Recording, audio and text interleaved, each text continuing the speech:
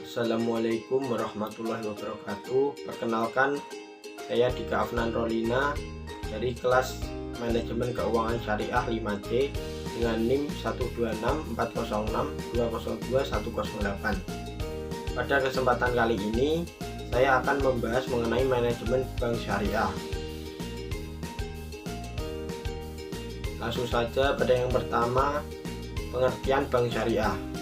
Bank syariah merupakan bank yang beroperasi sesuai dengan prinsip-prinsip syariah Islam. Maksudnya adalah bank yang dalam operasinya mengikuti ketentuan-ketentuan syariah Islam, khususnya yang menyangkut tata cara bermuamalah secara Islam. Prinsip syariah yang dimaksud yaitu aturan perjanjian berdasarkan hukum Islam antara bank dengan pihak lain untuk kegiatan yang dinyatakan dengan syariah. Selanjutnya, fungsi bank syariah. Yang pertama yaitu sebagai manajer investasi atau mengelola investasi dana dari nasabah. Merupakan investasi dari pemilik dana yang terhimpun karena besar kecilnya pendapatan bagi hasil yang diterima oleh pemilik dana yang terhimpun sangat tergantung pada keahlian,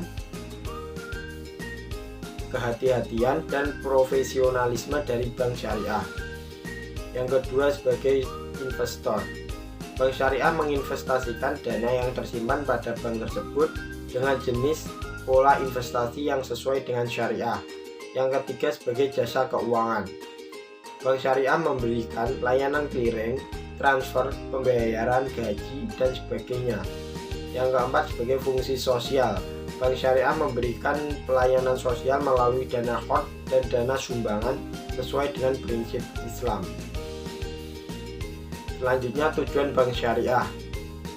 Yang pertama, mengarahkan kegiatan ekonomi umat untuk muamalat secara Islam.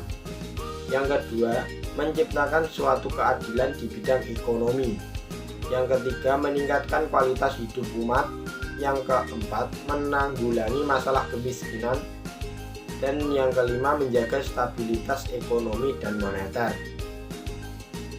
Selanjutnya, karakteristik bank syariah. Yang pertama, berdasarkan prinsip syariah. Yang kedua, implementasi prinsip ekonomi Islam dengan ciri beroperasi atas dasar bagi hasil. Yang ketiga, kegiatan usaha untuk memperoleh imbalan atas jasa. Yang keempat, tidak menggunakan unsur bunga sebagai alat untuk memperoleh pendapatan. Yang kelima yaitu asas utama dari karakteristik bank syariah adalah kemitraan, keadilan, transparansi, dan universal. Dan yang terakhir keenam yaitu tidak membedakan secara tegas antara sektor moneter dan sektor real. Selanjutnya, produk bank syariah. Yang pertama ada Al-Wadi'ah. Al-Wadi'ah merupakan titipan murni dari satu pihak ke pihak lain, baik perorangan maupun badan hukum yang harus dijaga dan dikembalikan kapan saja bila si penitip menghendaki. Yang kedua, Mudharabah, merupakan akad kerjasama antara dua pihak di mana pihak pertama menyediakan seluruh modal dan pihak lain sebagai pengelola. Yang ketiga ada Murabahah. Murabahah merupakan kegiatan jual beli pada harga pokok dengan tambahan keuntungan yang disepakati, di mana hal ini penjual harus terlebih dahulu memberitahukan harga pokok yang ia beli ditambah keuntungan yang diinginkan. Yang keempat yaitu salam, merupakan pembelian barang yang diserahkan kemudian hari sedangkan pembayaran dilakukan di muka. Prinsip yang harus dianut adalah harus diketahui terlebih dahulu jenis, kualitas, dan jumlah barang, dan juga hukum awal pembayaran harus dalam bentuk uang.